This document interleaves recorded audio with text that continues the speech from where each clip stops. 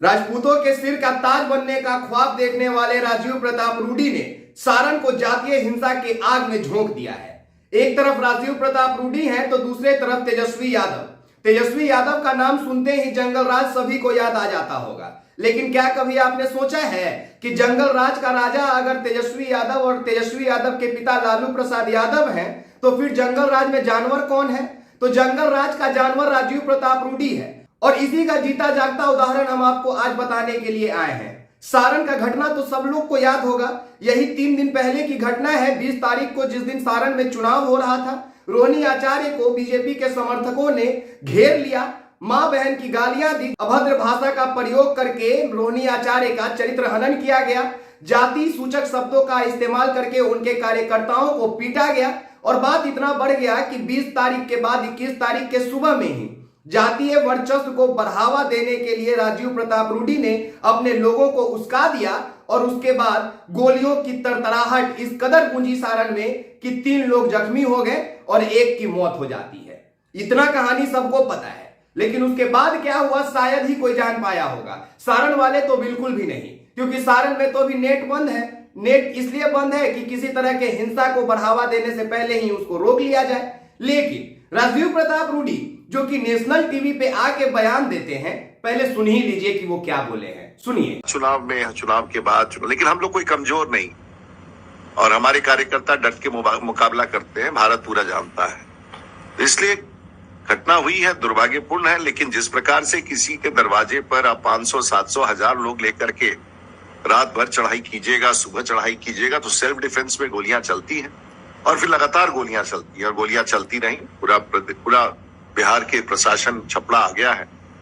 वैसे भी hot seat कहलाता था, तो अब असल में हॉट हो गया है। सुन लिए, वो बोल रहे हैं कि सेल्फ डिफेंस में गोलियां चलती है और सेल्फ डिफेंस में गोलियां चलते रहेगी। जब हमारे लोगों के ऊपर आप अटैक करेंगे, प्रहार करेंगे, तो हमारे लोग कमजोर थोड़े हैं, वो तो जवाब देंगे। बहुत बढ़िया रूडी जी, लेकिन ये शब्द याद रखिएगा, हमारे शब्द को याद रखिएगा और पूछिएगा रूडी जी से कि ये हमारे आपके कौन थे? क्या ये किसी स्पेशल जाति के थे? क्या ये स्पेशल किसी पार्टी के थे? जाति का होगा तो समझ में आता है, लेकिन पार्टी का होगा तब तो वो किसी जाति विशेष से ताल्लुक नहीं रखता होगा। लेकिन अब आगे तेजस्वी यादव की बात को सुनिए। माहौल लोग गए हुए हैं, अभी माहौल वैसा नहीं है। हमारे जाने के बाद जो है कई तरह की बातें उठेंगी, लोग बोलेंगे कि भड़काने आ रहे हैं, ये करने आ रहे हैं। इसलिए परिवार के लोगों से कल भी हमारे पिता लालू जी की सब लोगों से बात हुई है। सुबह से हम लोग संपर्क में हैं और पार्टी का एक डेलीगेशन जो है छपड़ा पहुंच चुका है और जो आर्थिक मदद होगी वो किया जाएगा। और प्रशासन को हम लोग जो है पूरा सपोर्ट कर रहे हैं और हम लोग चाहते हैं कि जो कुख्यात अपराधी है जल्द से जल्द पकड़ा जाए, जल्द से जल्द उसका स्पीडी ट्रायल होकर के उसको कड़ी से कड़ी सजा मिलनी चाहिए। सुन लिए, तेजस्वी यादव से जब कहा गया कि आप सारण में जाएंगे क्या, आप सारण में चंदन यादव के घर पे जाएंगे क्या, जो अब इस दुनिया में नहीं रहा और हरे रंग के राजद के गमछी को अपना कफन बना के इस दुनिया को त्याग दिया, जानते हैं तेजस्वी यादव का जवाब आता है कि नहीं, हम सारण में नहीं जाएंगे, क्योंकि अगर हम जाएंगे तो हो सकता है वहां के लोग और आक्रोशित हो जाएंगे, किसी तरह का कोई घटना घट जाएगा और ये जो पूरा तंत्र है ये हम पे हावी हो जाएगा कि तेजस्वी यादव सारण गए और अपने लोगों को भड़का के देखिए क्या करवा दिए, तो राजपूत में और दूसरे जाति में हिंसा करवा दिए। ये सोच तेजस्वी यादव का था। और एक सोच आपने राजीव प्रताप रूडी का सुना, वो कह रहे हैं हमारे लोग बदला लेना जानते हैं, सेल्फ डिफेंस में गोलियां चलती है और गोलियां चलते रहेगी। तो अब आप समझ गए ना कि जंगल राज का राजा कौन हुआ करता होगा 1990 के दशक में और जंगल राज का जानवर कौन होगा।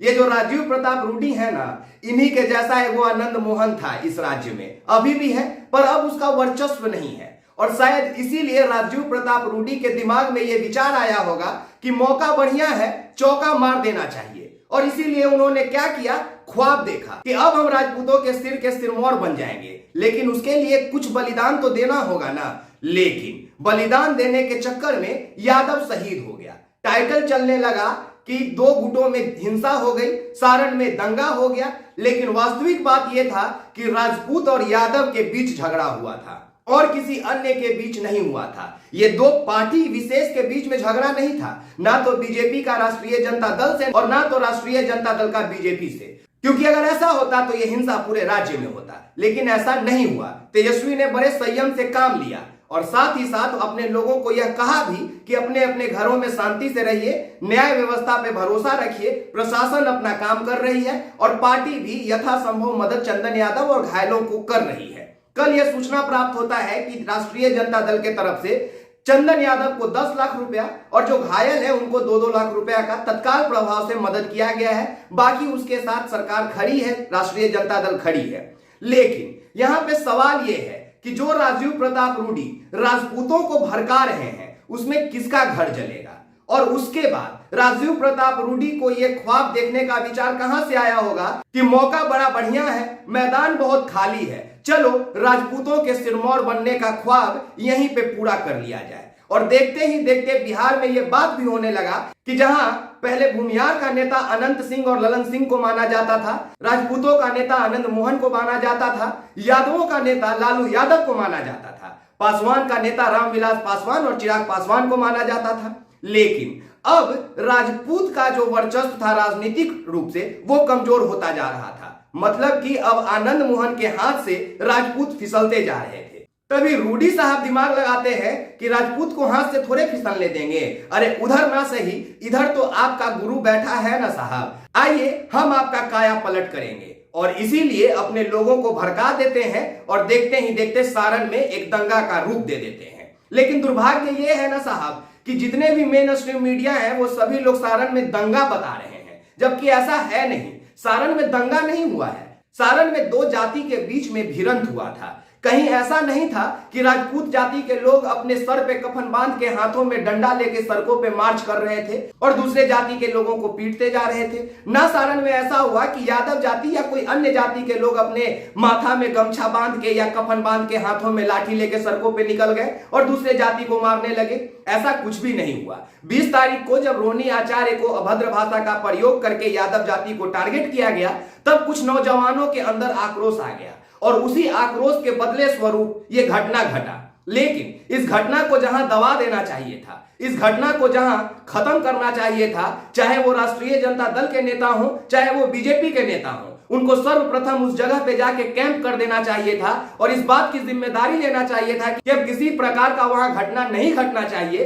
वैसे स्थिति में राजीव प्रताप रूडी कहते हैं कि सेल्फ डिफेंस में गोलियां चलती है और चलते रहेंगी। मतलब कि फिर से इस तरह का घटना का अंजाम अगर दिया जाएगा तो हमारे लोग सही ही रहेंगे। लेकिन समझने वाली बात यहां पे यह है कि क्या राजीव प्रताप रूडी का यह संदेश सिर्फ सारण में गया या इस पूरे देश में गया?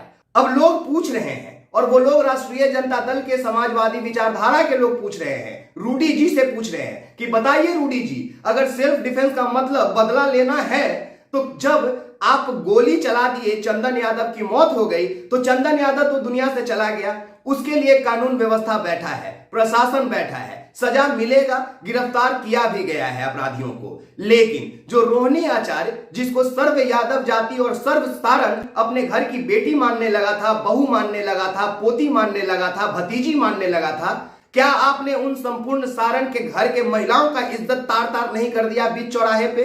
और अब ये समाजवादी विचारधारा के लोग पूछ रहे हैं कि जरा रूडी जी ये बता दें कि क्या सेल्फ डिफेंस में हमें भी यही करना चाहिए कि दूसरे गुट के लोगों को पकड़ के चौराहा पे ले आए और उसको भद्दी भद्दी गालियां दें? जब दूसरे गुट के लोग की माता बहनें सड़कों पे निकले तो हम उनके हाथ को पकड़ के बीच सड़क पे रोक के गाली देने लगे, क्या ये सेल्फ डिफेंस कहलाएगा? और अगर ऐसा नहीं होगा तो क्या राजीव प्रताप रूडी के ऊपर कानूनी कार्रवाई होगी? क्योंकि उन्होंने मेन स्ट्रीम मीडिया में यह बात बोला है कि अगर हमारे लोग के ऊपर आप अटैक कीजिएगा तो हम सेल्फ डिफेंस में गोलियां चलाएंगे और गोलियां चलती रहेगी। अब यह राज्य की जनता पूछना चाहती है कि बताइए ये किस तरह का सेल्फ डिफेंस हुआ कि पहले तो आप रोहिणी आचार्य को अकेले में घेर लेते हैं, गंदी गंदी गालियां देते हैं, जाति सूचक शब्दों का प्रयोग करते हुए उनके कार्यकर्ताओं को पीट देते हैं, अहले सुबह आप गोलियों की तड़तड़ाहट से भिखारी ठाकुर चौक को गुंजा देते हैं, 3 लोगों को घायल कर देते हैं, 1 को मार देते हैं और इन सभी तस्वीरों के बीच कोई एक तस्वीर भी यादव जाति का क्यों निकल के नहीं आ रहा है जिसके हाथ में लाठी हो, डंडा हो? क्यों कहीं पे भारतीय जनता पार्टी के लोग कोई वीडियो वायरल नहीं कर पा रहे हैं जहां पे सामने का पक्ष दोषी नजर आता हो? ऐसा कुछ भी नहीं हो रहा है। अब बात यहाँ पे सीधा सीधा इतना है कि राजीव प्रताप रूडी चुनाव हारने जा रहे हैं, इस बात का बौखलाहट उनके अंदर था और तभी उन्होंने इस तरह के घिनौने घटना को अंजाम दिलवाया और उन्होंने सोचा कि हारते हारते एक तो हम सारण हार रहे हैं तो कहीं राजपूतों के नजर से तो नहीं गिर जाएंगे, तो चलो कुछ ऐसा बवाल कर देते हैं कि राजनीतिक रूप से राजपूतों के सिर का सिरमौर बन जाते हैं।